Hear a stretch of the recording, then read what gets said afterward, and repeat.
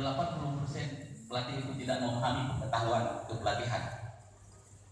Mungkin dia sering mendengar, sering membaca, tapi tidak mendalami, sehingga dia tidak bisa mengimplementasikan. Kalau pengetahuan kita tidak punya, kita akan terus terlilit dengan autodidak, berdasarkan pengalaman-pengalaman yang ada.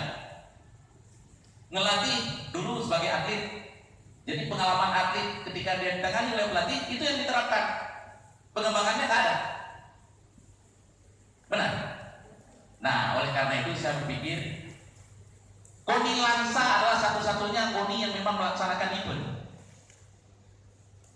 Kita bisa jadikan sebagai train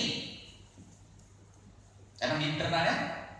Bahkan itu bisa digolongkan kepada trade out. Kenapa? Karena tentang orang luar kembali dibandingkan dengan KONI kabupaten lain yang seenaknya cuma ketika Pora ambil atlet dari Jawa, ambil dari mana-mana dapat emas 340 keping. Apa artinya? Ini harapan. Kemudian olah karsa, ada kata lembut, dan mungkin juga ada di Langsa, mungkin, tapi nggak tahu. Kau pakai otak dikit. Di mana? Ada pelatih itu? Ada di Langsa seperti itu? Ada juga mungkin. Tapi ada yang lebih sakit lagi. Nggak usah kita sampaikan lah. Berarti dia nggak mampu mengolah karsa. Coba sekali ini, giliran pelatih, otakmu di mana? Otak saya di sini.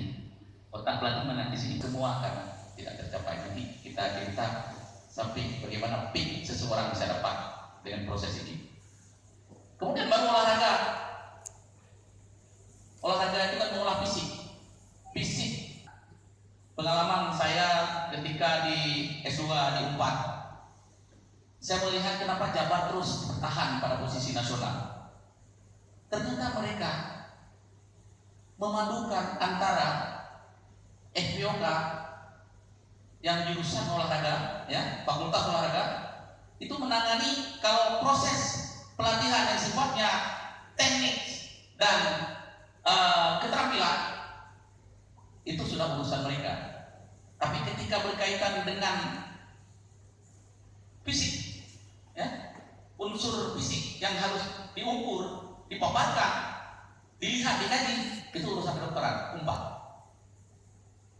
Dipadu antara ahli UNPAD dengan ahli di FPOK. Orang KONI tinggal memanfaatkan mereka. Jadi hari ini kita ada UNSAP, walaupun baru mungkin, itu mungkin bisa saling share.